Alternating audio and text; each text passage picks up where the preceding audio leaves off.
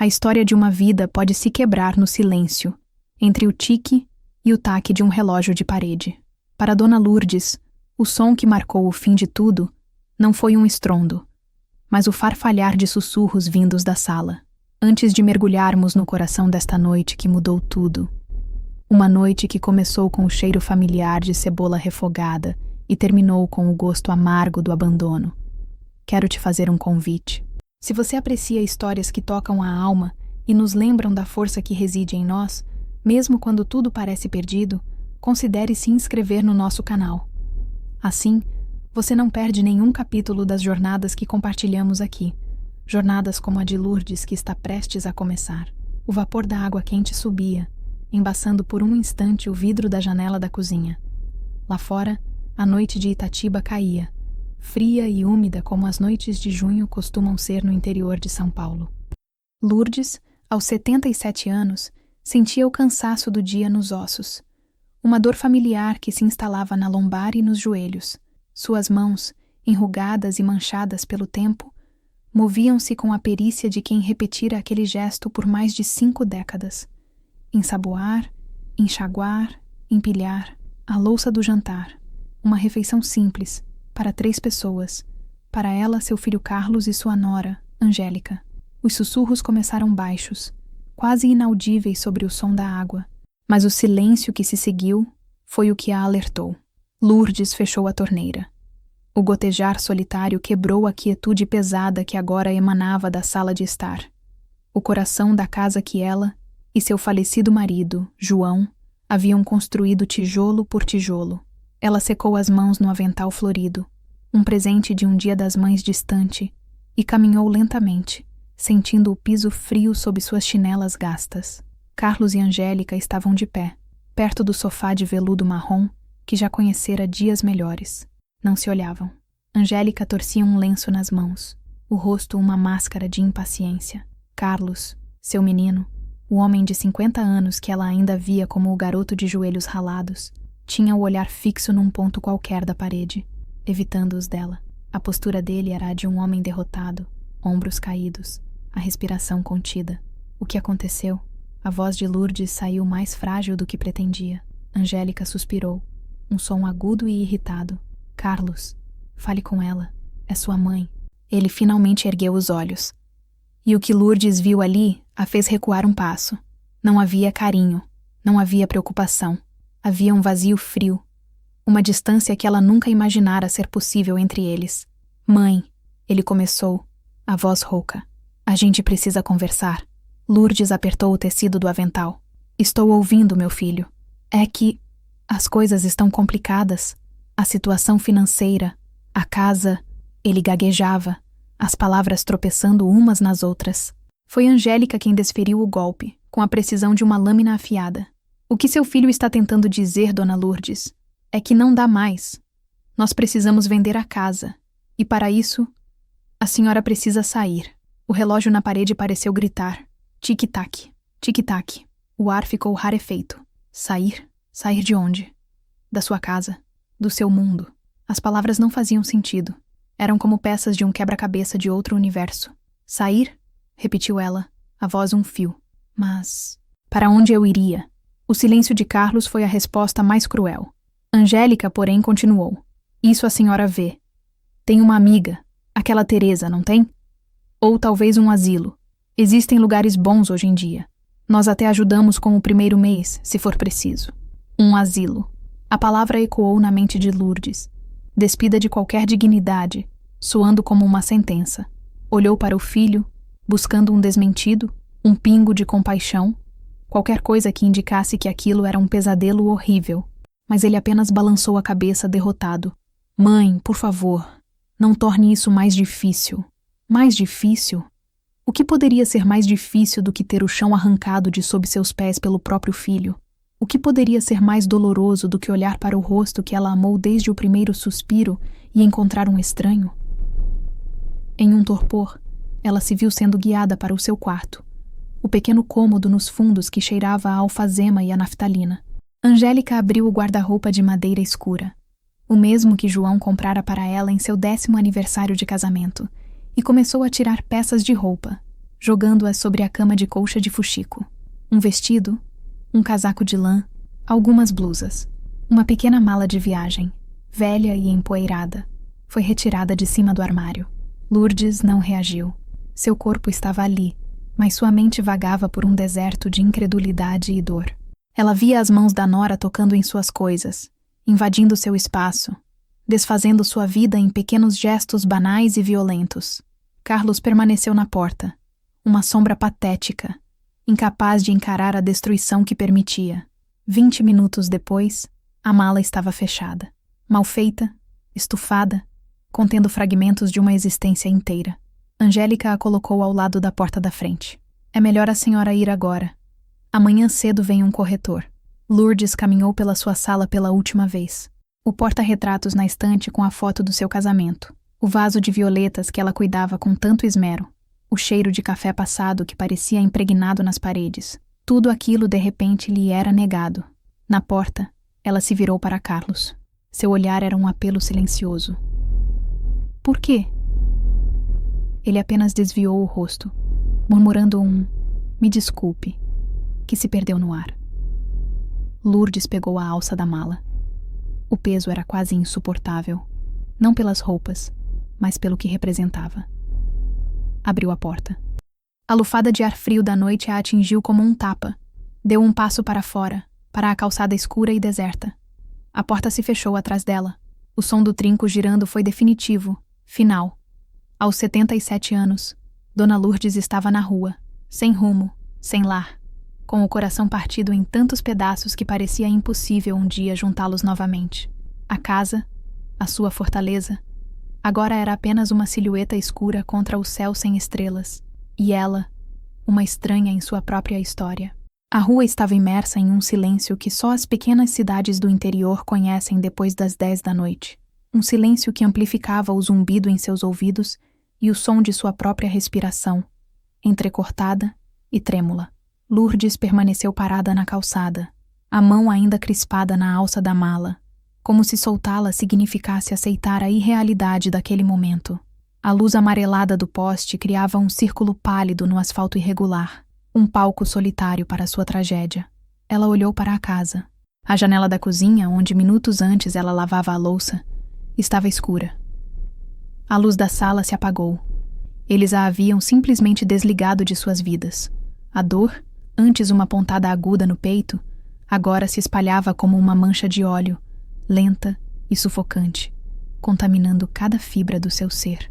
Não era apenas tristeza, era uma desorientação profunda, a sensação de ter se tornado um fantasma na vida que ela mesma construiu. Lourdes era uma mulher de poucas ambições, mas de raízes profundas. Nascida e criada em Itatiba, conhecia cada esquina daquela cidade. Casou-se com João, um pedreiro de mãos calejadas e sorriso fácil, e juntos ergueram aquela casa. Ela se lembrava de tudo. Da alegria ao comprarem o terreno, um lote capinado onde só havia mato e sonhos. Lembrava-se de levar marmitas para João na obra, sentando-se com ele em tijolos empilhados para almoçar, planejando o futuro enquanto o cheiro de cimento fresco pairava no ar. Aquele não era apenas um amontoado de tijolos e telhas. Era o relicário de suas memórias. Foi ali que ela sentiu as primeiras dores do parto de Carlos. E depois de Sofia, sua filha mais nova que morava no Paraná, e com quem falava pouco. Foi naquele quintal que ela ensinou os filhos a andarem de bicicleta, que plantou a roseira que ainda teimava em florir a cada primavera. Foi naqueles cômodos que ela cuidou de João em seus últimos dias, segurando sua mão até que o último suspiro o levasse, prometendo que cuidaria de tudo, da casa, dos filhos, do legado deles. E agora? Agora as paredes que ouviram seus risos e abrigaram suas lágrimas a rejeitavam. A promessa feita a João se desfazia em pó. Como explicar a ele, onde quer que estivesse, que ela havia falhado, que os filhos que eles criaram com tanto sacrifício eram capazes daquela frieza?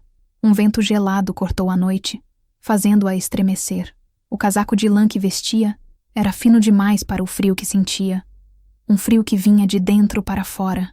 Ela precisava se mover, ficar ali, encarando a casa que não era mais sua. Era uma forma de tortura. Mas para onde?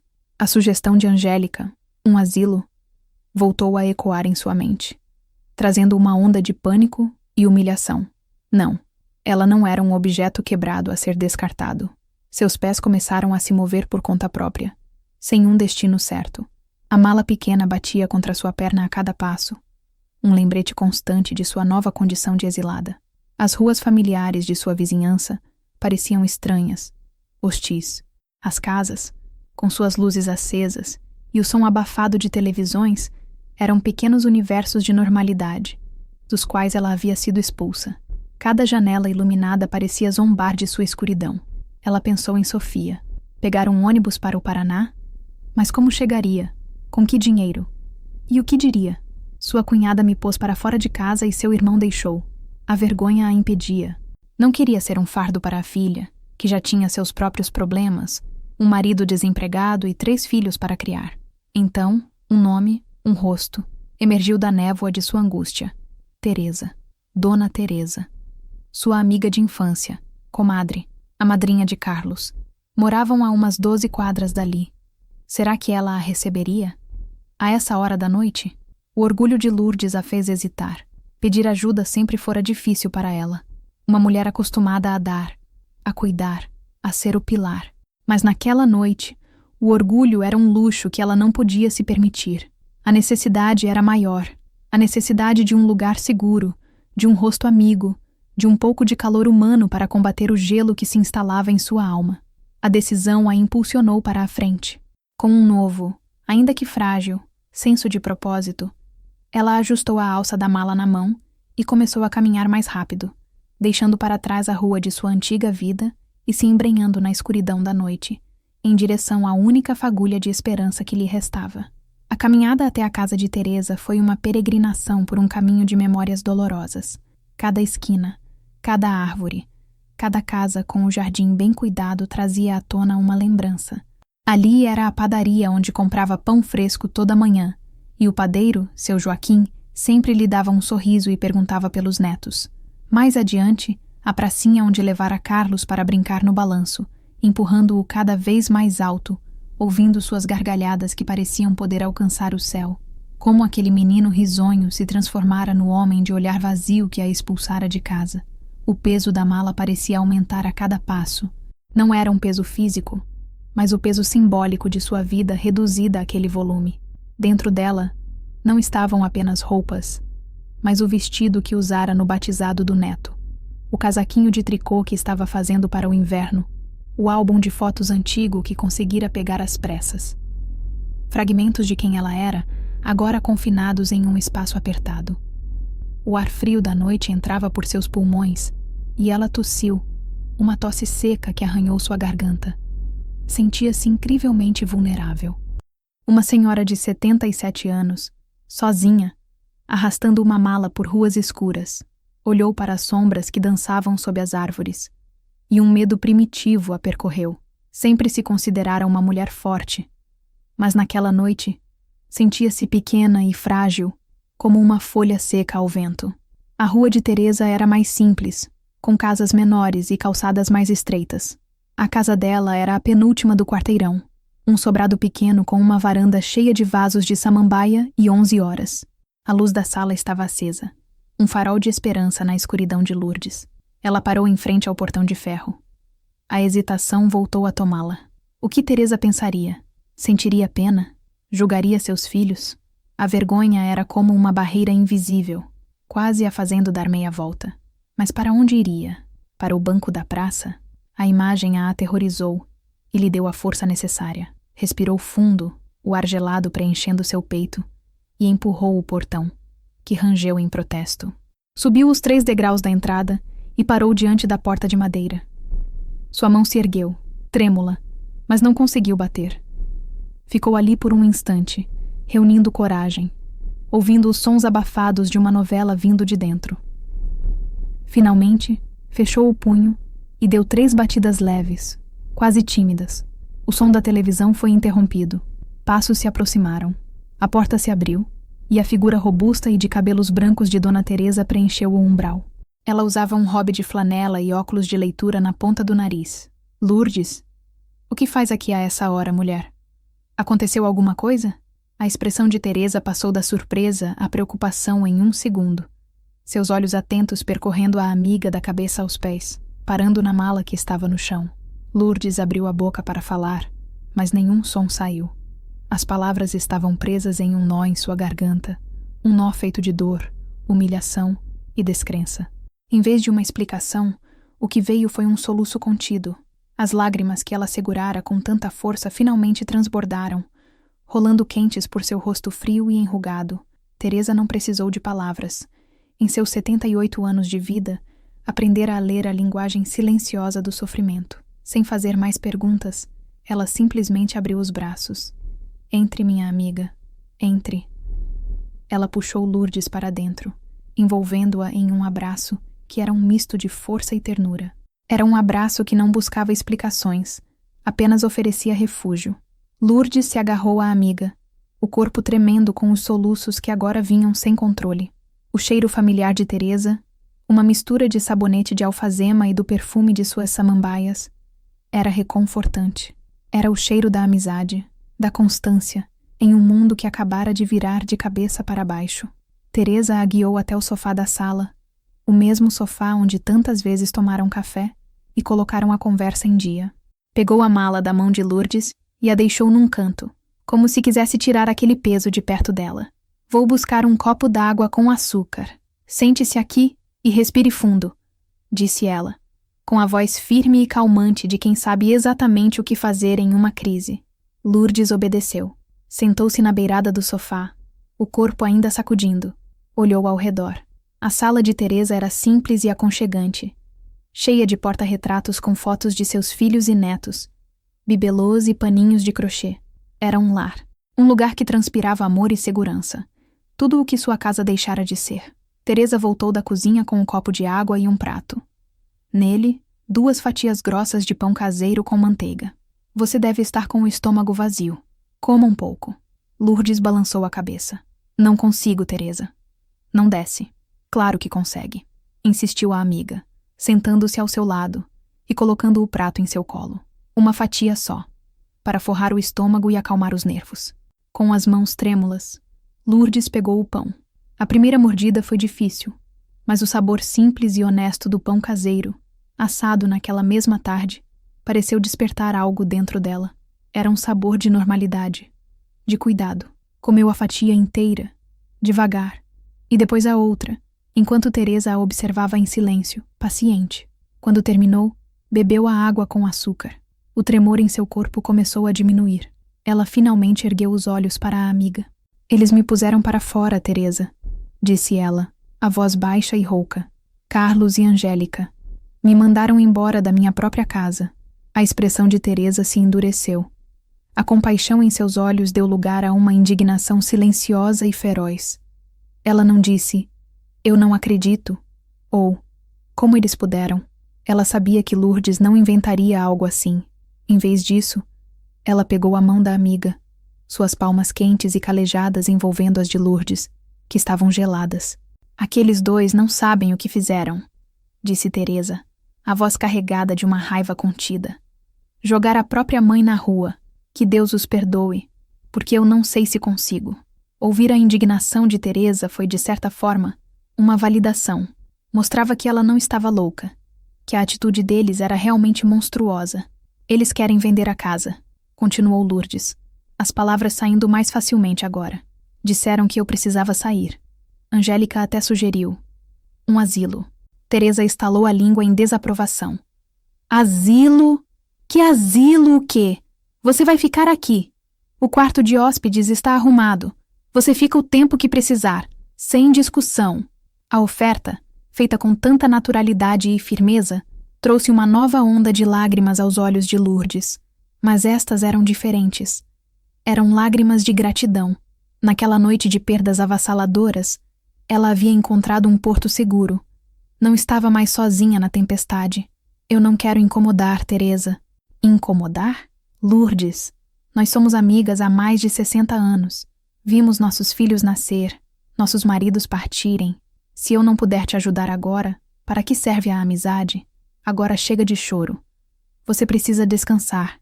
Amanhã é outro dia. E a gente pensa no que fazer. Mas hoje, você só precisa dormir em paz. E pela primeira vez naquela noite terrível, Lourdes sentiu um minúsculo, quase imperceptível, fio de esperança. A bondade de sua amiga era um bálsamo para sua alma ferida. Teresa a conduziu até um pequeno quarto nos fundos da casa. Era simples, com uma cama de solteiro de ferro pintado de branco, um guarda-roupa de madeira e uma pequena janela que dava para o quintal. O quarto cheirava a roupa de cama limpa e um leve aroma de lavanda. Aqui está.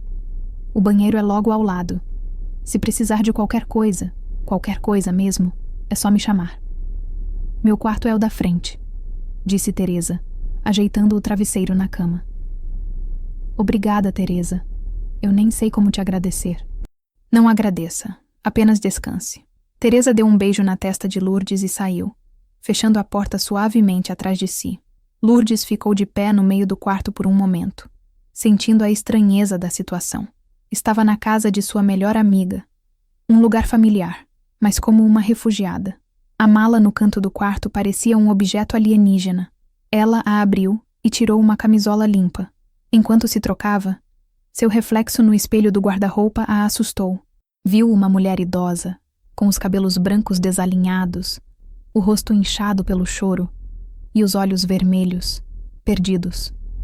Quem era aquela pessoa? Onde estava a Lourdes que acordara naquela mesma manhã, preocupada apenas com o que faria para o almoço? Deitou-se na cama, que era macia e acolhedora, mas seu corpo continuava tenso, incapaz de relaxar. O silêncio da casa era diferente do silêncio de sua própria casa. Cada pequeno estalo da madeira, cada som vindo da rua, a deixava em alerta. Fechou os olhos, mas as imagens da noite não a abandonavam. O olhar frio de Carlos, o desprezo no rosto de Angélica, a porta se fechando. O sono veio em ondas, trazendo consigo sonhos fragmentados e angustiantes. Em um deles, ela estava de volta à sua cozinha, mas as paredes encolhiam, apertando-a, sufocando-a. Em outro, ela corria por uma rua escura e sem fim, e a voz de João a chamava de longe, mas ela não conseguia alcançá-lo. Acordou várias vezes, o coração disparado, a respiração ofegante, sentindo-se perdida até lembrar onde estava. A memória de João era a mais dolorosa. Ele sempre dizia: "Essa casa é seu castelo, minha rainha. Ninguém nunca vai te tirar daqui." A promessa dele, quebrada por seu próprio filho, doía mais do que qualquer outra coisa. Ela se sentia culpada, como se tivesse falhado com ele, com a memória dele. As horas se arrastaram. Ela se virava na cama, tentando encontrar uma posição confortável, mas o desconforto era interno. Pensava em sua vida, em seus sacrifícios. Criara os filhos com todo o amor e dedicação que tinha. Abrir a mão de tantas coisas por eles. Para quê? Para ser descartada como um móvel velho que já não serve mais? Onde ela errara? Teria sido rígida demais? Ou permissiva demais? As perguntas a atormentavam, mas não havia respostas. A verdade, talvez, fosse mais simples e mais cruel. Eles não a amavam mais. Ou, pelo menos, não o suficiente para lhe darem um lugar em suas vidas. Finalmente, quando os primeiros raios de luz começaram a filtrar pela fresta da cortina, o cansaço venceu a angústia. Lourdes caiu em um sono pesado, sem sonhos. Um breve alívio para sua mente exausta. Mas ao acordar, horas depois, com o som dos passarinhos no quintal de Teresa, a realidade a atingiu novamente, com a força de um soco no estômago. Não fora um pesadelo. A noite anterior realmente acontecera. Ela não tinha mais um lar. Lourdes levantou-se sentindo o corpo moído, como se tivesse levado uma surra. A luz do dia que entrava pela janela do quarto não trazia a alegria de um novo começo, mas a dura clareza de sua situação. Olhou-se novamente no espelho, e a imagem era ainda mais desoladora à luz da manhã. Havia olheiras profundas sob seus olhos, e uma nova ruga de amargura, marcando o canto de sua boca. Vestiu-se com uma das poucas roupas que trouxera e saiu do quarto. O cheiro de café fresco a guiou até a cozinha, onde Teresa, já vestida e com um avental, mexia em uma panela no fogão. "Bom dia, dorminhoca", disse Teresa com um sorriso gentil, mas seus olhos examinavam o rosto da amiga com preocupação. "Dormiu alguma coisa?" "Um pouco", mentiu Lourdes. "O café está com um cheiro ótimo. Sente-se." Fiz um cuscuz como você gosta. Me sentaram-se à pequena mesa da cozinha, coberta por uma toalha de chita colorida. Teresa serviu o café em 2 xícaras de ágata e colocou uma porção generosa de cuscuz com manteiga no prato de Lourdes. Por alguns minutos, comeram em silêncio. Era um silêncio confortável, que permitia a Lourdes organizar seus pensamentos. Foi Teresa quem quebrou o silêncio, com sua praticidade habitual. Lourdes, a gente precisa pensar no que fazer. Lourdes suspirou, o peso do mundo em seus ombros. Eu não sei, Teresa. Eu não sei de nada. Olha, começou Teresa pousando a xícara. Você sabe que pode ficar aqui o tempo que for. Minha casa é sua, mas eu te conheço. Você é orgulhosa, não vai querer se sentir um fardo. Lourdes não respondeu, mas seu olhar confirmou as palavras da amiga. Então, precisamos de um plano. Voltar para aquela casa está fora de questão. Mesmo que aqueles 2 ingratos venham se arrastando de joelhos, aquele lugar foi profanado. Não é mais seu lar. A dureza nas palavras de Teresa era o que Lourdes precisava ouvir. Alguém que entendia que não havia caminho de volta. Pensei em uma coisa ontem à noite, depois que você dormiu, continuou Teresa. Minha sobrinha, a Helena, ela é assistente social. Trabalha num lugar em Campinas. É um centro de apoio para mulheres. Se chama Casa de Acolhida Girassol. Não é um asilo. Ela se apressou em dizer, vendo o pânico nos olhos de Lourdes. É um lugar de passagem. Eles ajudam mulheres que passaram por situações difíceis a se reerguerem. Dão apoio psicológico, ajudam a encontrar um emprego, um lugar para morar. É um recomeço. A ideia, a princípio, a chocou. Ela, Lourdes, em um centro de apoio, parecia a confirmação de sua derrota, de sua condição de desamparada.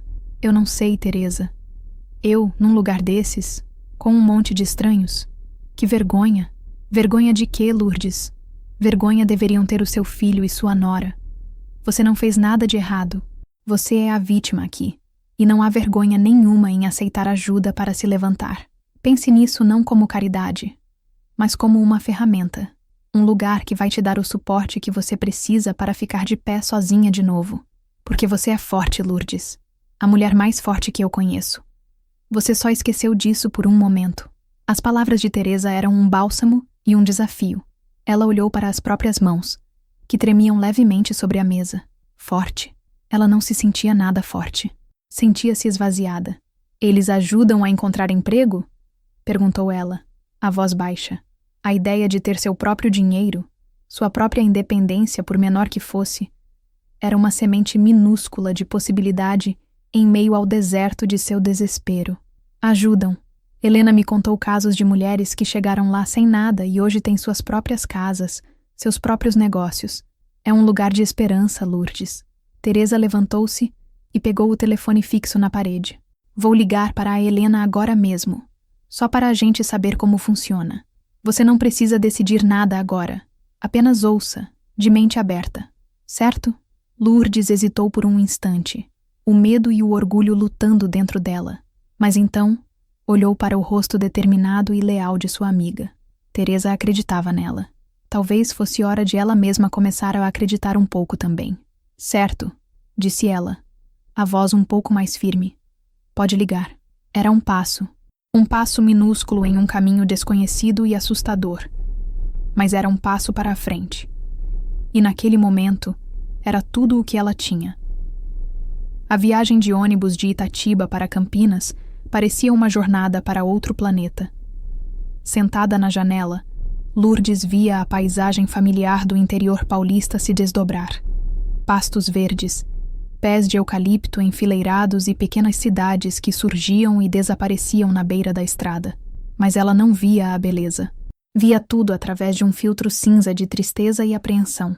Teresa a acompanhou até a rodoviária, insistindo em pagar a passagem e colocar um lanche em sua bolsa. O abraço de despedida foi longo e apertado. Seja forte e me ligue assim que chegar. Qualquer coisa. Eu pego o primeiro ônibus e vou te buscar, disse a amiga, com os olhos marejados.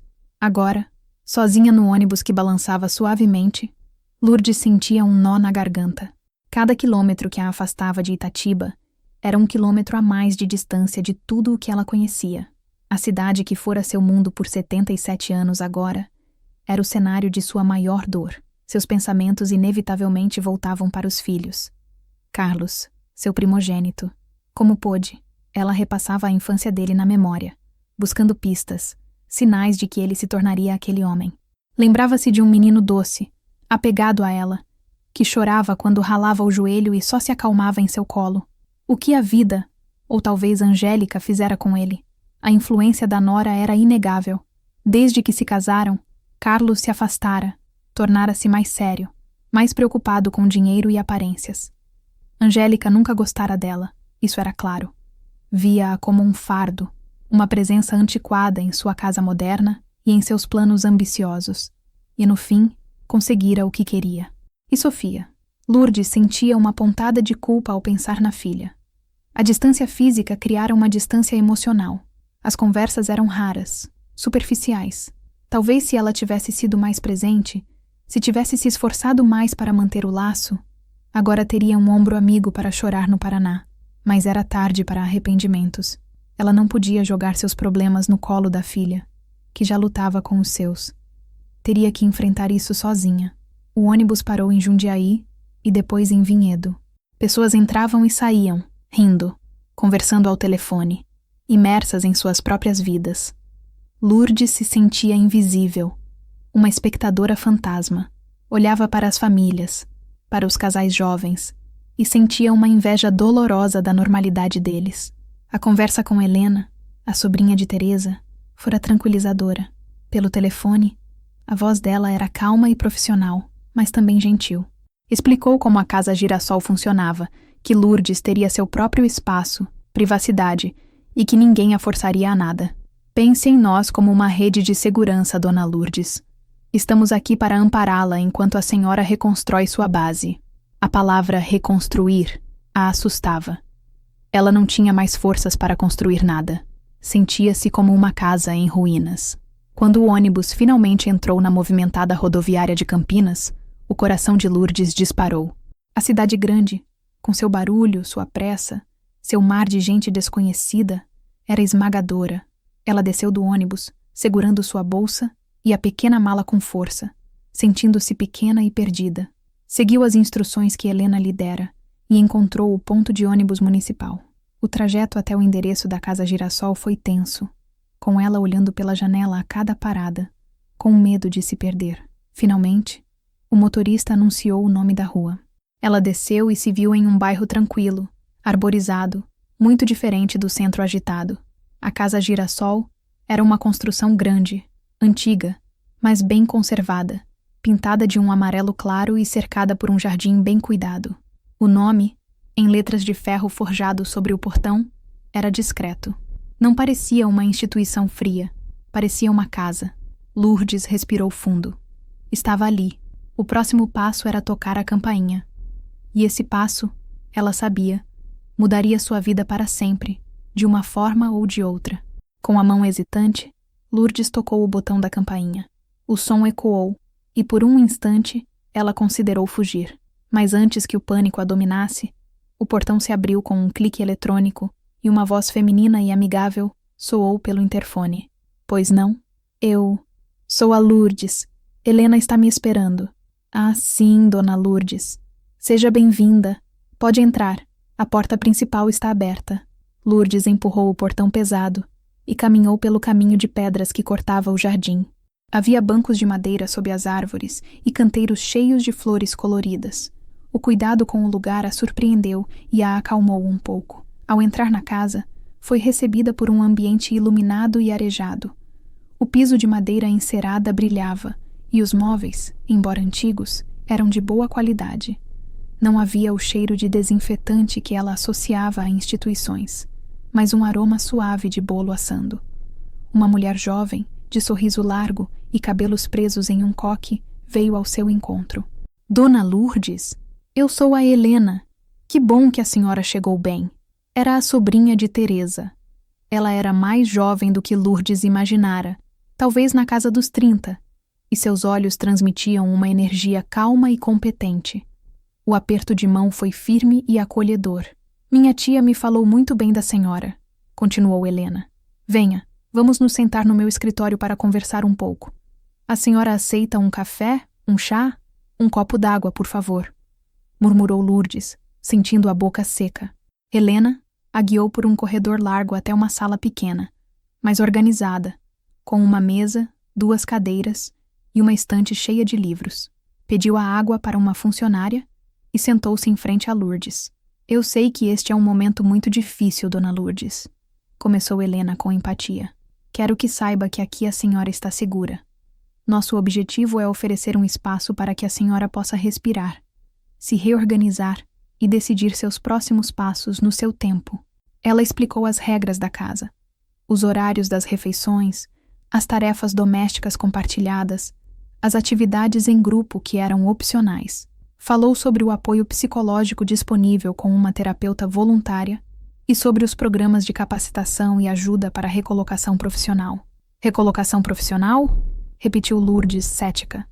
Minha filha, eu tenho 77 anos. Quem vai querer dar um emprego para uma velha como eu? Helena sorriu. Um sorriso que não era de pena, mas de encorajamento.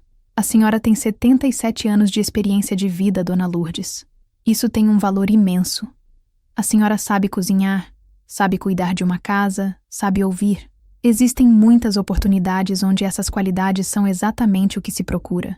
Mas não vamos pensar nisso agora.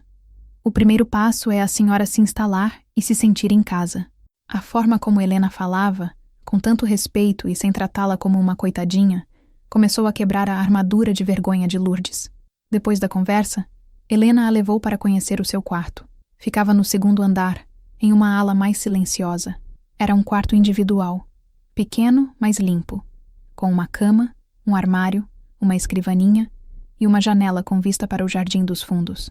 A maioria dos nossos quartos são compartilhados, mas pela sua idade e pela circunstância, achamos que a senhora apreciaria um pouco mais de privacidade, explicou Helena.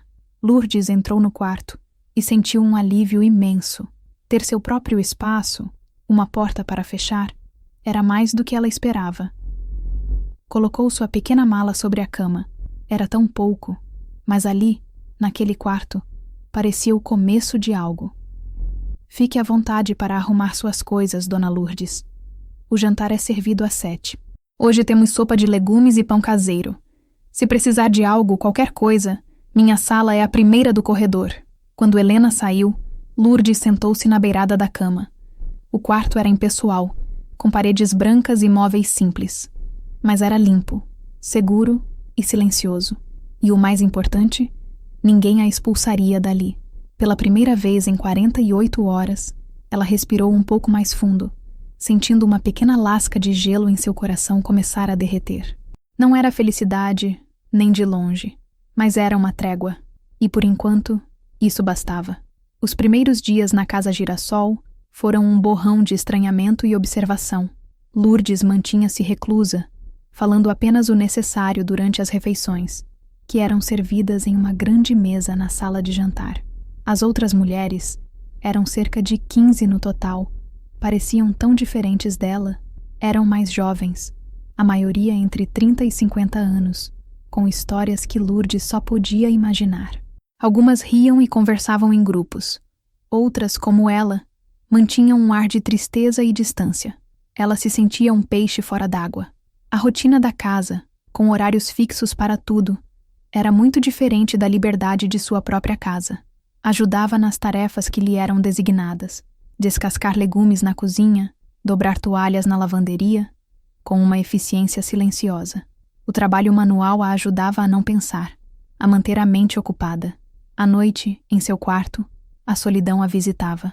Ela pensava em sua poltrona na sala, no barulho do portão quando João chegava do trabalho, nos cheiros e sons de sua vida. A saudade era uma dor física. Ligava para Teresa todas as noites, e a voz da amiga era seu único elo com o mundo que conhecia. Aos poucos, no entanto, começou a notar pequenos detalhes. A gentileza de Dona Yolanda, a cozinheira, que sempre guardava um pedaço de bolo para ela.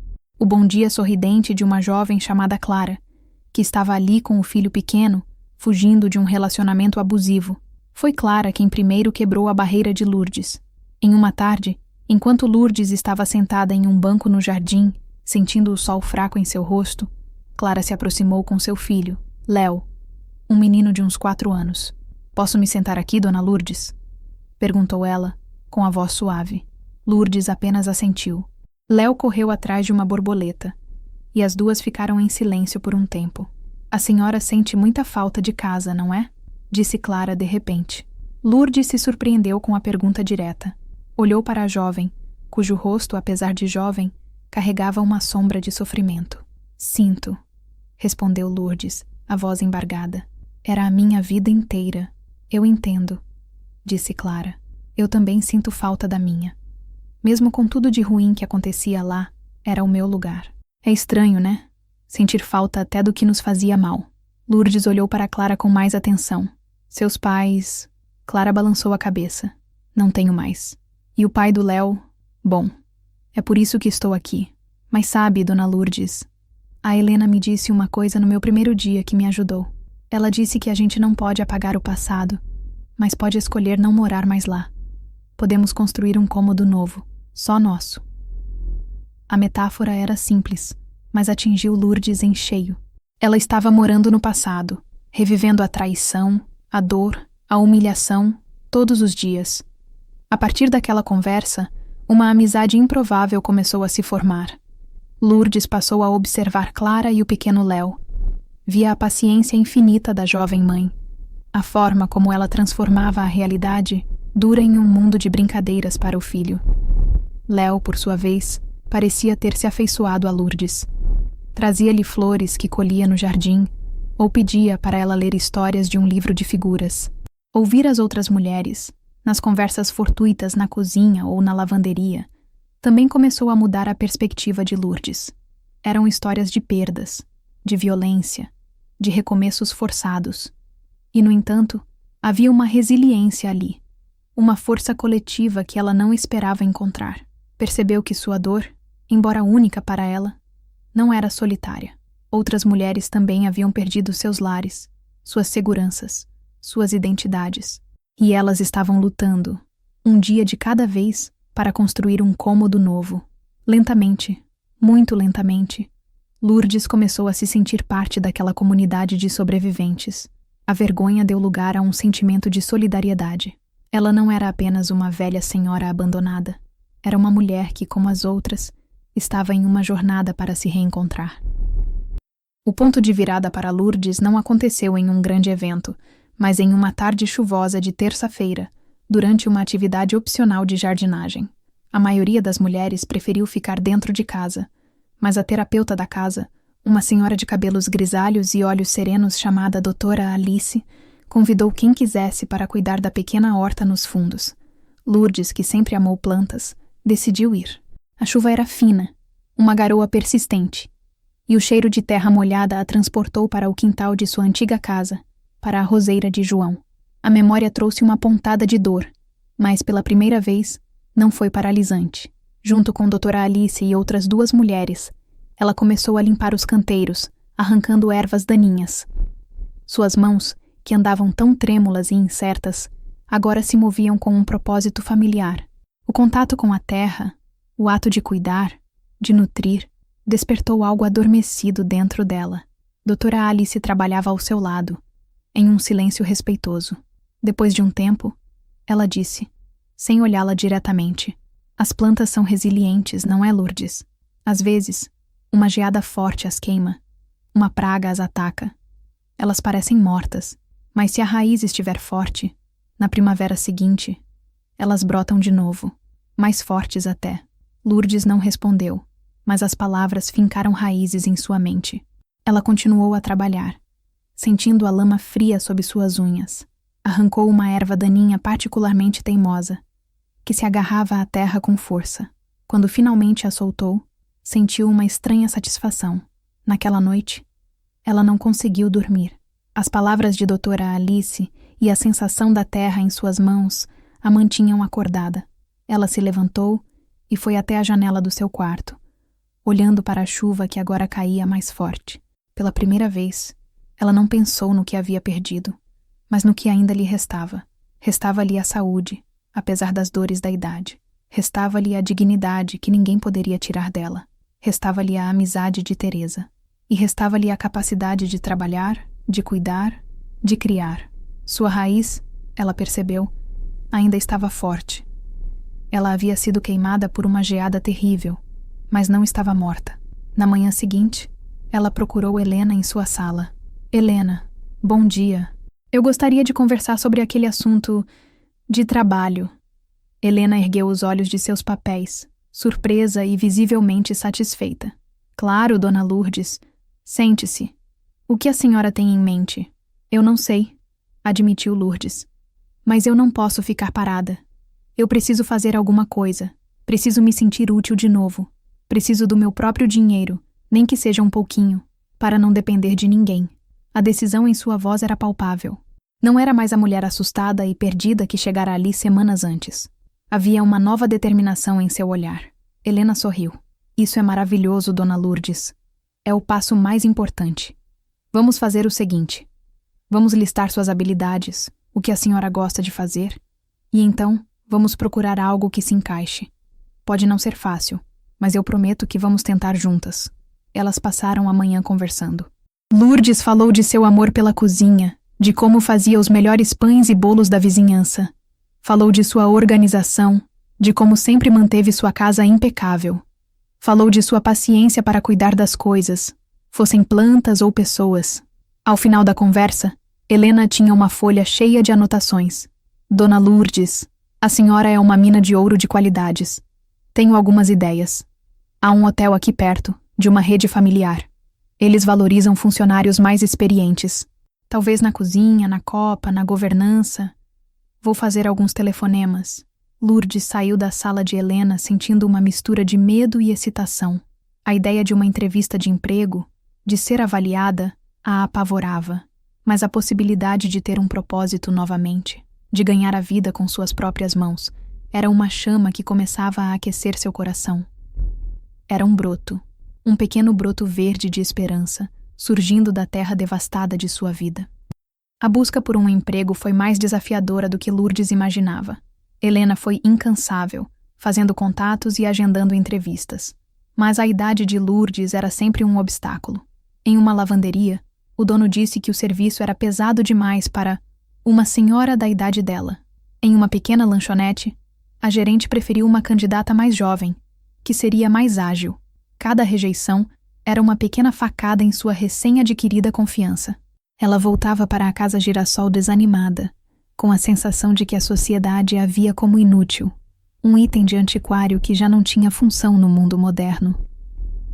Não desista, dona Lourdes, dizia Helena após cada tentativa frustrada. A porta certa vai se abrir. A porta certa se chamava Hotel Imperial, um estabelecimento tradicional no centro de Campinas, conhecido por seu serviço clássico e clientela fiel. Helena conseguiu uma entrevista para Lourdes com o gerente, Sr. Almeida, um homem de meia idade, de fala mansa e olhar observador. No dia da entrevista, Lourdes estava um feixe de nervos. As outras mulheres da casa a ajudaram a se arrumar. Clara passou seu melhor vestido, e Yolanda, a cozinheira, insistiu em arrumar seu cabelo em um coque elegante. Ao se olhar no espelho, Lourdes viu uma senhora de postura ereta e olhar digno, apesar do medo que sentia por dentro. Sr. Almeida a recebeu em seu escritório, um ambiente sóbrio com móveis de madeira escura.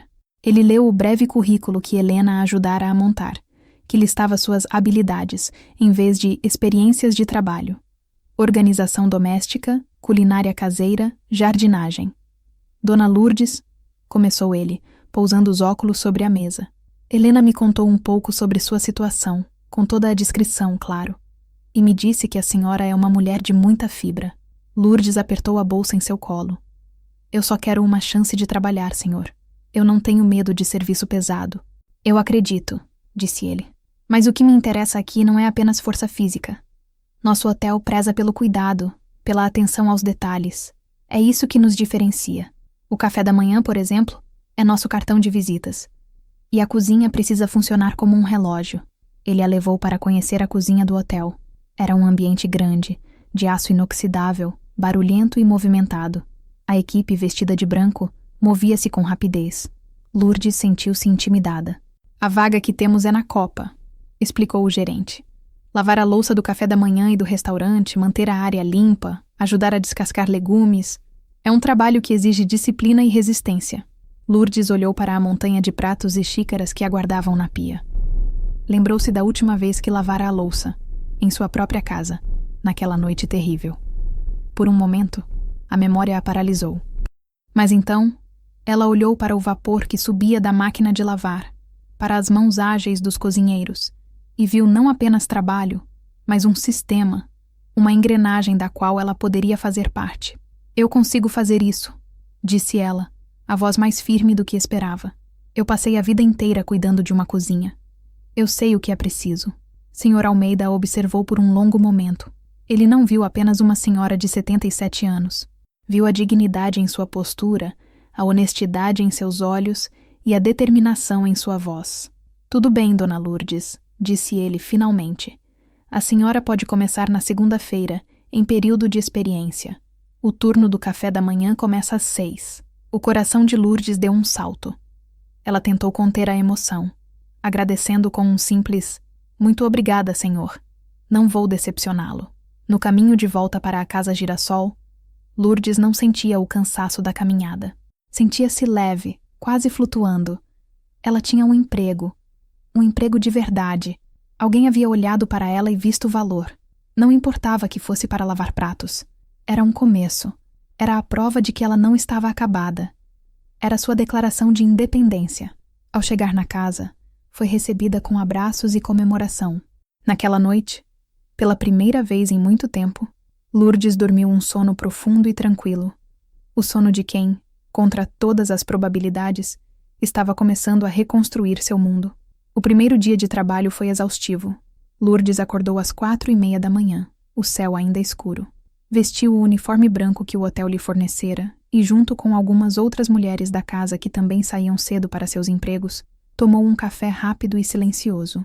Pegou o ônibus ainda vazio, sentindo uma ansiedade que não experimentava há anos.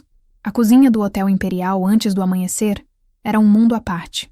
O cheiro de café sendo passado e pães assando misturava-se ao barulho das panelas e às ordens rápidas do chefe de cozinha. Lourdes foi designada para sua estação na copa, um espaço quente e úmido, dominado por uma enorme máquina de lavar louças industrial. Sua tarefa era simples, mas implacável.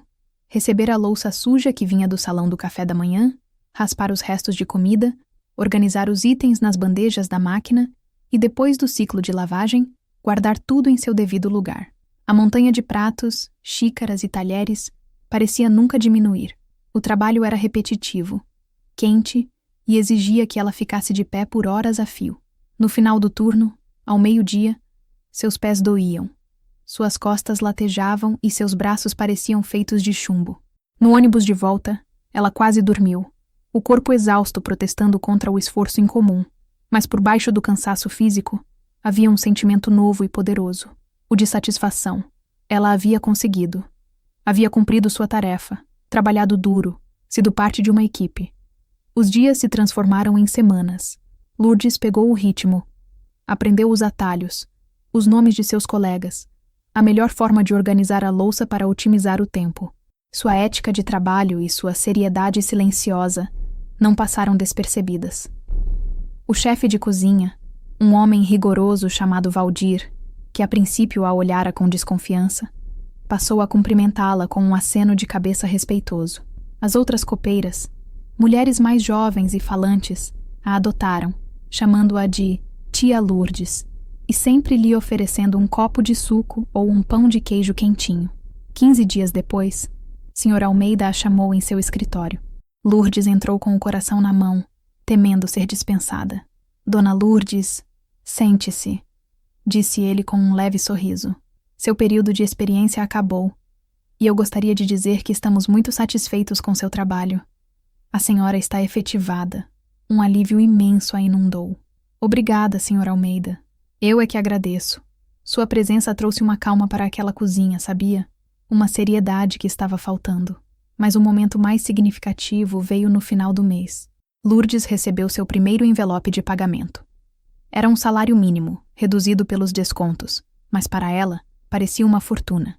Ela segurou o envelope nas mãos durante todo o caminho de volta. Não era apenas dinheiro. Era a prova concreta de seu valor, de sua capacidade. Era a autonomia. Naquela noite, no seu quarto na Casa Girassol, ela abriu o envelope e contou as notas, uma por uma. As lágrimas vieram, mas não eram de tristeza. Eram de orgulho. Ela se lembrou de Angélica dizendo: "Nós até ajudamos com o primeiro mês." A humilhação daquela oferta agora era substituída pela dignidade de seu próprio esforço. No dia seguinte, ela foi ao centro da cidade, entrou em uma loja e comprou um vestido novo, simples, mas de um azul que realçava a cor de seus olhos. Comprou também uma caixa de bombons para dividir com as mulheres da casa e um livro de histórias para o pequeno Léo. Eram pequenos luxos, mas representavam sua liberdade recém-conquistada. Guardou o restante do dinheiro com cuidado. Pela primeira vez, começou a pensar no futuro não como um abismo assustador, mas como uma página em branco. Ela tinha um emprego, tinha seu próprio dinheiro. O próximo passo, ela sabia, seria ter seu próprio lugar. A ideia, que antes parecia um sonho impossível, agora começava a tomar a forma de um plano. Com o passar dos meses, Lourdes se tornou uma figura respeitada tanto no hotel quanto na Casa Girassol. Sua pequena poupança crescia lentamente, guardada com o zelo de quem conhece o valor de cada centavo. A segurança de ter um emprego e uma renda fixa lhe deu a confiança para começar a procurar um lugar para si. Ela não queria voltar para Itatiba. A cidade estava cheia de fantasmas. Campinas, apesar de tê-la acolhido, era grande e impessoal demais. Foi então que pensou em Jundiaí. Era uma cidade que conhecia de passagem, das paradas de ônibus. Ficava no meio do caminho, nem tão perto de seu passado doloroso, nem tão longe das novas conexões que criara. Era grande o suficiente para oferecer anonimato, mas pequena o suficiente para ter um ar de comunidade. Nos seus dias de folga, Lourdes começou a pegar o ônibus para Jundiaí. Caminhava pelos bairros, olhava os anúncios de aluguel nas janelas e nos jornais locais. Procurava algo pequeno, barato, mas seguro. Algo que pudesse chamar de seu. As opções eram desanimadoras. Os aluguéis eram altos, e os lugares que cabiam em seu orçamento eram muitas vezes precários ou em locais perigosos. Sentiu-se frustrada, mas não desistiu. A imagem de ter sua própria chave, de poder fazer seu café do jeito que gostava, a mantinha motivada. Foi por indicação de uma colega do hotel que ela encontrou. Era um quartinho nos fundos de uma pensão familiar no bairro da Vila Arens, uma área tradicional e movimentada de Jundiaí. A dona da pensão, uma senhora italiana falante chamada Dona Nena, alugava alguns cômodos para complementar a renda. O lugar era modesto, para dizer o mínimo. Consistia em um único cômodo, com espaço para uma cama de solteiro, um guarda-roupa antigo e uma pequena mesa.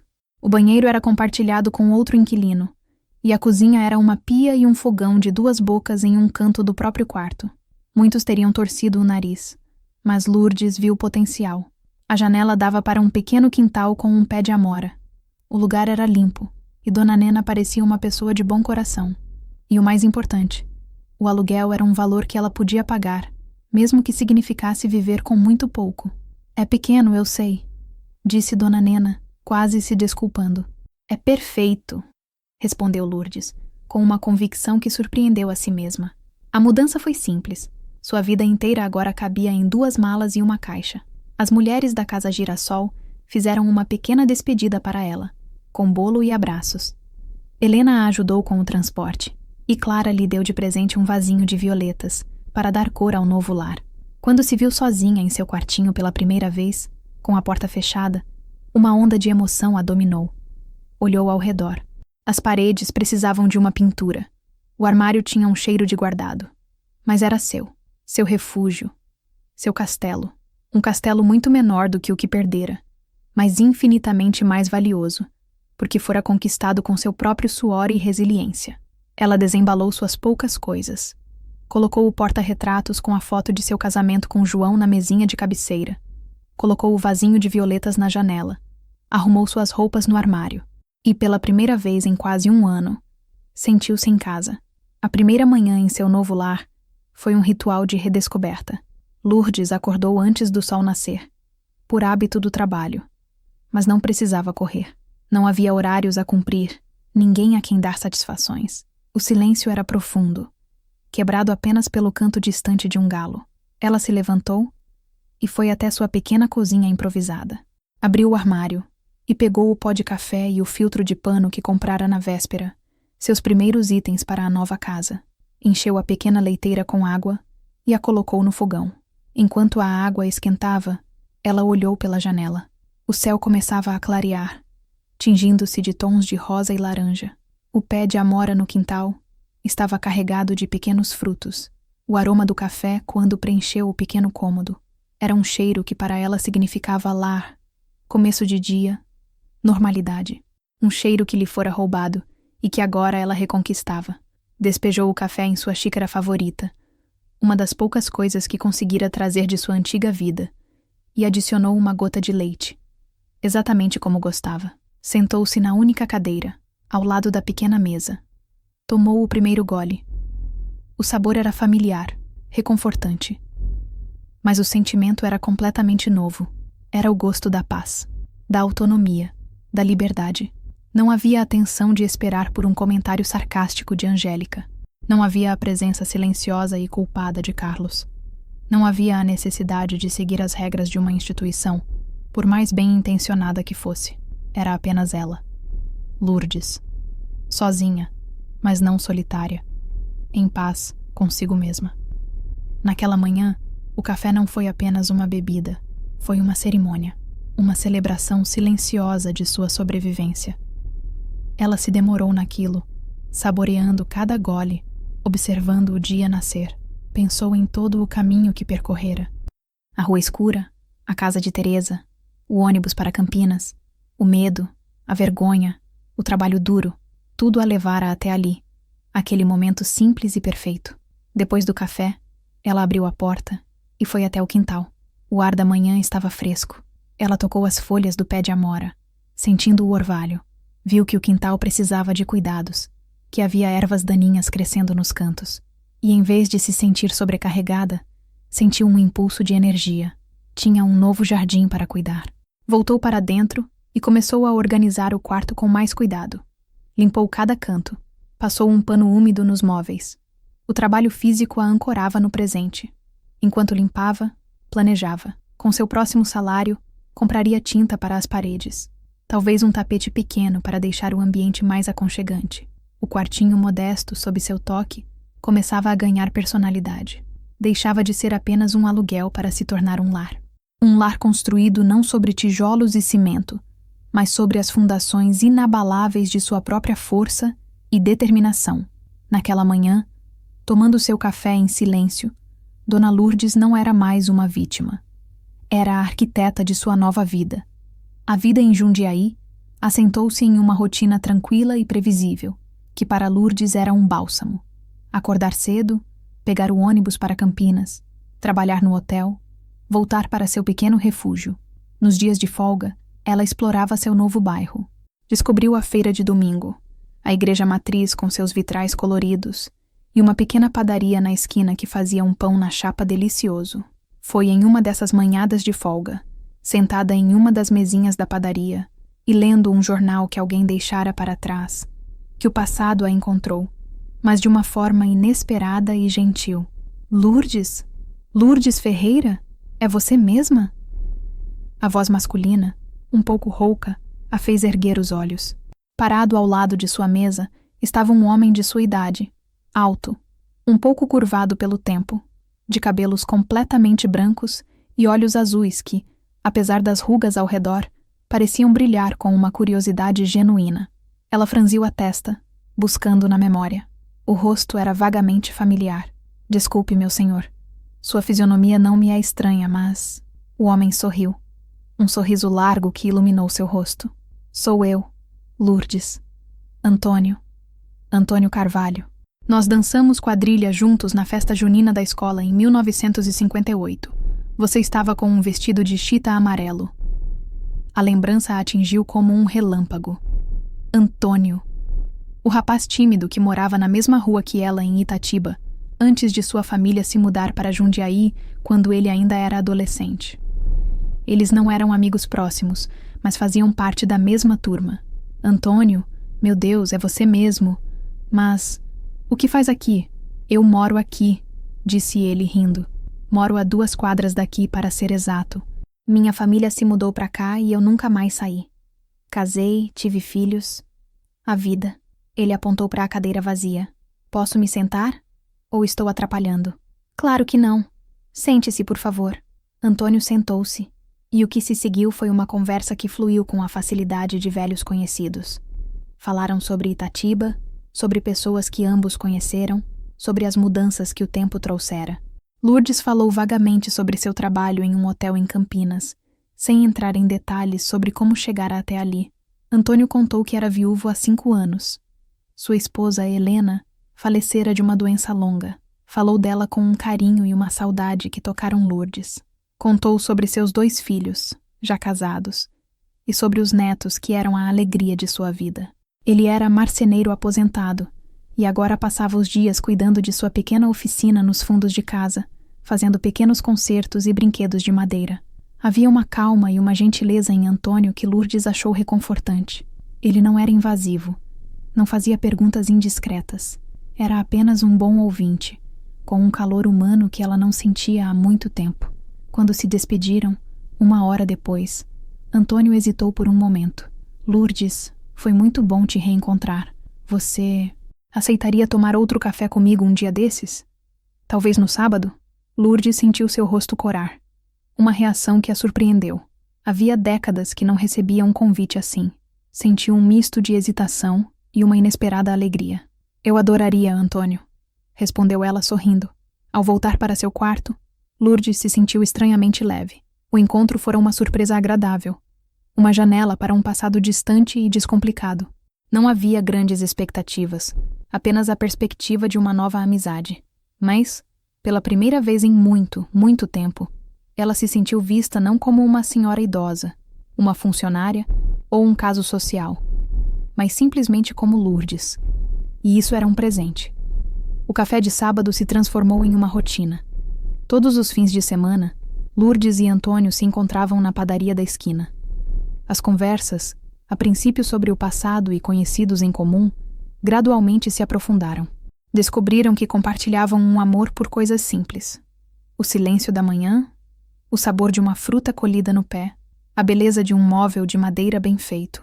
Antônio era um contador de histórias nato. Falava de sua vida como marceneiro, do cheiro da madeira, da satisfação de criar algo com as próprias mãos.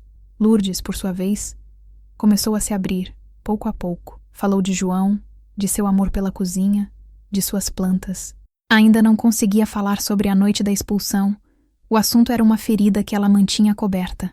Mas Antônio parecia sentir que havia uma dor ali, e nunca a pressionava. Ele tinha a sabedoria de quem já conhecera o luto, e entendia que algumas histórias só podem ser contadas quando a alma está pronta. A amizade deles floresceu para além da padaria. Começaram a caminhar pelo jardim botânico de Jundiaí aos domingos. Antônio, com seu passo lento e firme, mostrava a ela as árvores que ele conhecia pelo nome. Lourdes, por sua vez, identificava as plantas e flores, explicando para que servia cada chá. Eram 2 mundos de conhecimento prático se encontrando. Em uma tarde, ele a convidou para conhecer sua oficina. Era um galpão pequeno nos fundos de sua casa, impregnado com o cheiro adocicado de serragem. As paredes estavam forradas de ferramentas organizadas com um cuidado meticuloso. Sobre uma bancada, havia um cavalinho de balanço de madeira, lixado até a perfeição, que ele estava fazendo para o neto mais novo. Lourdes passou os dedos pela madeira lisa. É lindo, Antônio. Você tem mãos de ouro. São mãos de trabalhador apenas, disse ele com humildade. Elas me deram tudo o que tenho. Ele lhe mostrou sua casa. Uma construção simples, mas cheia de memórias. Nas paredes, havia fotos de sua falecida esposa, de seus filhos crescendo. Lourdes sentiu uma pontada de melancolia ao ver aquele santuário de uma família feliz, tão diferente do que a sua se tornara. Antônio pareceu notar a mudança em seu semblante. A gente sente falta, não é? Da casa cheia, do barulho, o silêncio às vezes é muito alto. É verdade, concordou ela. Foi naquele dia que Lourdes, sentindo a segurança e o respeito que emanavam dele, decidiu contar sua história. Sentados na varanda da casa dele, tomando um suco de laranja, Ela falou.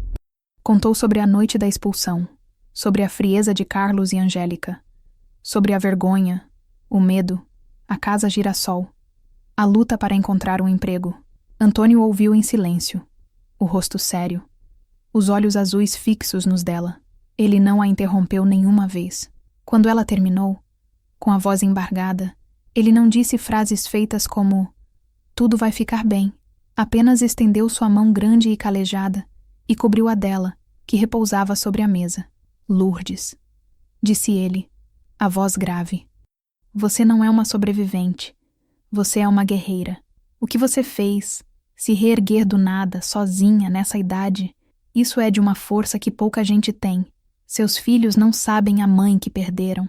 As palavras dele, ditas com tanta sinceridade, foram como um bálsamo. Ele não sentiu pena dela, sentiu admiração.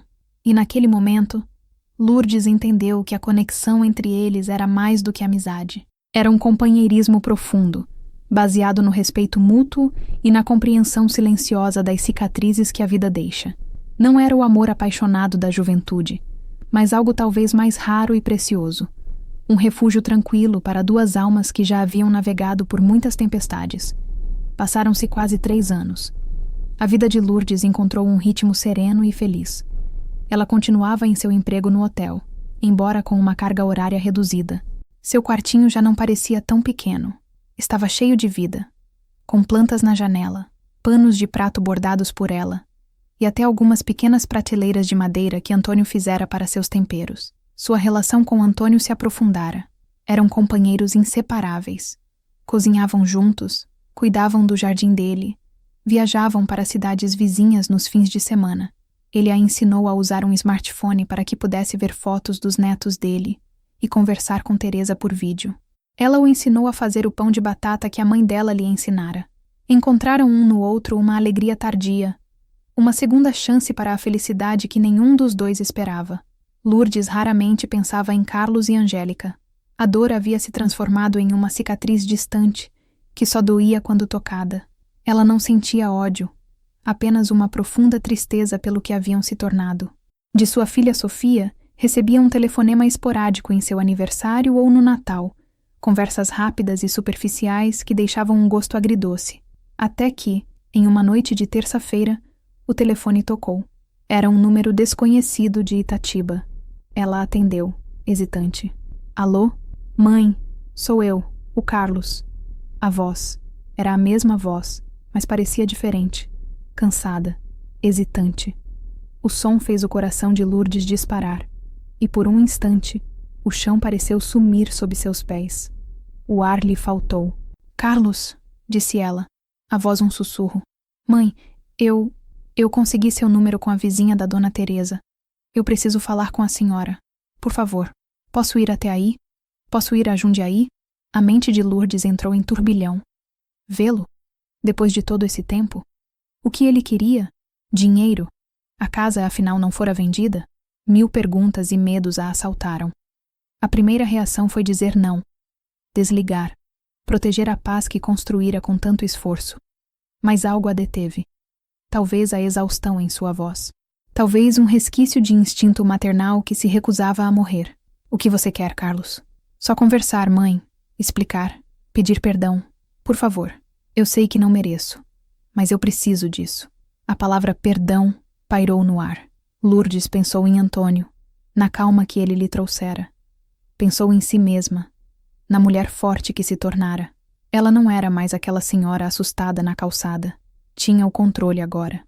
"Tudo bem, Carlos", disse ela, a voz surpreendentemente firme.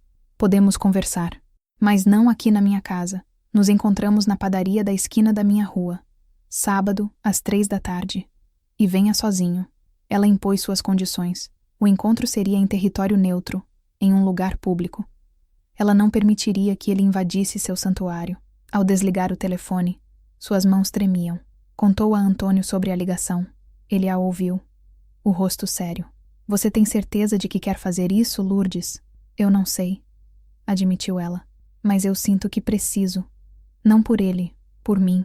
Para fechar essa porta de vez." Antônio segurou sua mão. "Então eu vou estar aqui, te esperando quando você voltar." Você não está mais sozinha. Lembre-se disso. O apoio dele era a armadura que ela precisava. No sábado, ela enfrentaria o fantasma de seu passado, não como uma vítima, mas como a rainha de seu próprio e reconstruído castelo. O sábado chegou com um céu cinzento e um vento frio, como se o tempo refletisse a turbulência no coração de Lourdes. Ela se arrumou com um cuidado deliberado, escolhendo o vestido azul que comprara com seu primeiro salário. Era seu símbolo de independência. Olhou-se no espelho e viu uma mulher de 80 anos, com os cabelos brancos e o rosto marcado pela vida, mas com um olhar que não se desviava. Chegou à padaria 15 minutos antes do combinado. Escolheu uma mesa nos fundos, de onde podia ver a entrada. Pediu um café e esperou, o coração batendo em um ritmo contido. Pontualmente às 3, ele entrou. Lourdes quase não o reconheceu. O Carlos que ela via não era o homem de ombros caídos daquela noite fatídica, nem o menino de suas memórias. Era um homem envelhecido, mais magro, com olheiras profundas e fios de cabelo branco que ela nunca vira antes. Ele parecia carregar o peso do mundo. Seus olhos varreram o local até encontrá-la. Por um instante, ele pareceu hesitar, como se não soubesse como se aproximar. Então, caminhou lentamente até a mesa. Mãe, sente-se, Carlos, disse ela, a voz calma, sem emoção. Ele se sentou, desajeitado, as mãos grandes e inquietas sobre a mesa. Não conseguia encará-la nos olhos. O silêncio se estendeu por 1 minuto que pareceu uma eternidade. Uma garçonete se aproximou e ele pediu um copo d'água, a voz rouca. A senhora está bem, disse ele finalmente. Não era uma pergunta, mas uma constatação. Parece bem. Eu estou bem, Carlos. Eu construí uma vida nova para mim. Ele assentiu, engolindo em seco. Eu sei. Eu soube que a senhora estava trabalhando, morando aqui. Eu fiquei feliz. Lourdes apenas o observou, esperando. Não iria facilitar para ele. Finalmente ele ergueu os olhos, e ela viu a miséria neles. Mãe, eu vim porque eu não aguento mais. O que eu fiz, o que eu deixei a Angélica fazer, não tem um dia que eu não pense nisso. Não tem uma noite que eu durma em paz. Ele começou a falar, as palavras saindo em uma torrente confusa de culpa e desespero. Contou que a casa nunca fora vendida. A história da crise financeira era uma mentira de Angélica para pressioná-lo. Ela queria a casa só para eles. Queria reformar. Queria se livrar da velha. Ele, fraco e endividado com ela por causa de um negócio fracassado, cedera. Eu fui um covarde, mãe. Um fraco. Deixei que ela me envenenasse, que me virasse contra a senhora, a mulher que me deu a vida. Eu joguei a senhora na rua no frio. Eu sou um monstro. Lágrimas escorriam pelo rosto dele agora. Lágrimas que ele não se preocupava em enxugar. Ele parecia um homem quebrado. As coisas não deram certo. Continuou ele, a voz embargada. Angélica e eu nos separamos há 6 meses. Ela ficou com quase tudo. Eu moro de aluguel em um apartamento minúsculo. A casa, a nossa casa, está lá, vazia. Eu não consigo entrar nela. É como se as paredes me acusassem. Lourdes ouviu tudo em silêncio. Não sentiu pena. Não sentiu raiva. Sentiu apenas uma vasta e fria distância. A história que ele contava parecia a de um estranho. O sofrimento dele era dele. Uma consequência direta de suas próprias escolhas. Eu não vim pedir para a senhora voltar, mãe. Disse ele, como se lesse seus pensamentos. Eu sei que perdi esse direito. Eu vim para implorar o seu perdão. Eu preciso saber que um dia a senhora pode me perdoar. Senão eu não sei como vou continuar a viver. Ele estendeu a mão trêmula sobre a mesa, em um gesto de súplica. Lourdes olhou para aquela mão. A mesma mão que ela segurara quando ele aprendeu a andar. A mão que se fechara, junto com a porta, naquela noite. Ela respirou fundo, reunindo a força de seus 80 anos, de toda a dor e de toda a superação. E então, ela falou. Lourdes não tocou a mão dele. Manteve as suas postas em seu colo. Um gesto de autocontenção e poder. Ela olhou diretamente nos olhos do filho. E pela primeira vez, foi ele quem desviou o olhar. Perdão, Carlos, começou ela, a voz clara e sem tremor. É uma palavra complicada. Por muito tempo eu achei que nunca seria capaz de dizê-la para você. Ela fez uma pausa, deixando o peso de suas palavras assentar na pequena mesa entre eles. Eu passei noites em claro odiando você, odiando a Angélica, odiando a minha própria fraqueza, A raiva era a única coisa que me mantinha aquecida em muitas noites frias, mas um dia eu percebi que essa raiva era um veneno que só eu estava bebendo. Era um peso que só eu carregava. Manter essa mágoa dentro de mim era como deixar vocês dois morando de aluguel na minha alma, e eu não queria mais inquilinos. Carlos a olhava, a boca entreaberta, absorvendo cada palavra. Então sim, meu filho, eu te perdoo, disse ela. Um soluço escapou de Carlos, um som de alívio e dor misturados. Mas Lourdes ergueu a mão, pedindo silêncio. Mas você precisa entender o que esse perdão significa. Eu te perdoo para me libertar. O perdão é para mim, não para você. É a minha paz de espírito que eu estou reconquistando. Ele não apaga o que aconteceu. Não reconstrói a confiança que foi quebrada em 1000 pedaços. Não me faz esquecer daquela noite, do frio, da humilhação. Ela se inclinou um pouco para a frente, sua presença enchendo o espaço. Você me pergunta como vai continuar a viver. Isso, Carlos, é uma pergunta que você tem que responder sozinho. Você vai ter que aprender a viver com as suas escolhas, com a memória do que você fez. Esse é o seu fardo, não o meu. Eu carreguei o meu por tempo suficiente. Agora eu o devolvo a você. As palavras eram duras, mas ditas sem uma gota de vingança. Era a verdade pura e simples. Minha vida hoje é boa, continuou ela, o tom de voz suavizando um pouco. Eu tenho meu trabalho, minha casa, meus amigos. Eu tenho o Antônio, um homem bom que me mostrou que o respeito e o companheirismo ainda existem. Eu sou feliz, Carlos. Uma felicidade que eu mesma construí a partir dos escombros que você deixou para trás. E eu não vou arriscar essa felicidade por nada nem por ninguém. Ela se levantou. A conversa estava encerrada. Eu espero que você encontre o seu caminho de verdade e que aprenda com seus erros. Adeus, Carlos. Ela se virou e caminhou em direção à saída, sem olhar para trás. Não correu. Seus passos eram firmes, medidos. Cada passo era uma afirmação de sua força, de sua escolha. Ela não precisava ver a reação dele. Não precisava de mais nada dele. Ao sair da padaria, o ar frio bateu em seu rosto, mas ela não o sentiu. Sentia-se leve. Uma corrente que aprendia ao passado havia finalmente se rompido. Ela não apenas perdoara o filho, ela se perdoara por ter demorado tanto para escolher a si mesma. Caminhou pela rua em direção à sua casa, em direção a Antônio, que a esperava. A mulher que voltava não era a mesma que saíra 1 hora antes. Era uma mulher inteira, completa, livre. Ao dobrar a esquina de sua rua, Lourdes viu Antônio sentado no pequeno banco da varanda da casa dele, esperando por ela, exatamente como prometera. Ele se levantou assim que a viu, o rosto vincado de preocupação. Ela sorriu. Um sorriso genuíno, que vinha do fundo da alma. E ele entendeu. Sem que nenhuma palavra fosse dita, ele soube que ela estava bem. Ele abriu os braços. E ela se aninhou em seu abraço, um porto seguro que era ao mesmo tempo forte e gentil. Acabou, sussurrou ela contra o peito dele. Eu sei, respondeu ele, afagando seus cabelos brancos. Naquela noite, eles cozinharam juntos.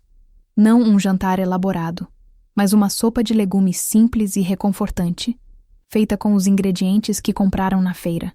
O silêncio na pequena cozinha de Lourdes não era vazio, mas preenchido por uma cumplicidade serena. O som dos legumes sendo picados, o borbulhar da sopa na panela, o tilintar dos talheres, eram a trilha sonora de sua nova vida. Enquanto jantavam, Lourdes contou a ele sobre a conversa, sobre as palavras que dissera, sobre a libertação que sentira. Antônio a ouvia, segurando sua mão sobre a mesa, os olhos azuis cheios de admiração. Você me orgulha tanto, Lourdes, disse ele, a voz embargada de emoção. Nos anos que se seguiram, a vida de Dona Lourdes continuou a florescer. Ela se aposentou do hotel, mas não da vida. Dedicou seu tempo às suas paixões, seu pequeno jardim, que se tornou um oásis de cores e perfumes. Sua cozinha, de onde saíam pães e bolos que ela dividia com os vizinhos.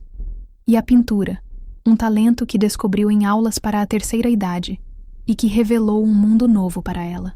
Ela e Antônio não se casaram no papel, mas eram marido e mulher em tudo o que importava. Cuidavam um do outro, viajavam para cidades termais, passavam as tardes lendo na varanda ou simplesmente conversando. Eram a prova de que o amor não tem idade e de que a felicidade pode ser encontrada nos lugares mais inesperados. A casa de Itatiba, ela soube por Teresa, continuava vazia, uma casca oca se deteriorando com o tempo. Um monumento silencioso a uma família que se desfez. A notícia não lhe trouxe alegria nem tristeza. Era apenas um fato, parte de um passado que já não lhe pertencia. Às vezes, olhando para o seu reflexo no espelho, Dona Lourdes via todas as mulheres que fora: a jovem noiva, a mãe dedicada, a viúva solitária, a mulher abandonada. Mas a imagem que a encarava de volta, com olhos serenos e um sorriso nos lábios, era a de uma mulher que aprendera a lição mais importante de todas. A de que um lar não é feito de tijolos, mas de amor próprio. E que a família verdadeira não é apenas a que compartilha o seu sangue, mas a que segura a sua mão quando você mais precisa recomeçar. O abandono que deveria tê-la destruído foi, ironicamente, o catalisador de sua maior vitória, a descoberta de si mesma, e a certeza inabalável de que nunca, jamais, é tarde demais para ser feliz. A história de Lourdes nos ensina que, mesmo das cinzas, uma nova vida pode brotar, mais forte e mais autêntica. E que cada um de nós carrega dentro de si a força para reescrever o próprio destino. Se a jornada dela ressoou em você, se a sua resiliência te inspirou, ajude a nossa comunidade de contadores e ouvintes de histórias a crescer. Inscreva-se no canal para não perder nenhuma narrativa como esta.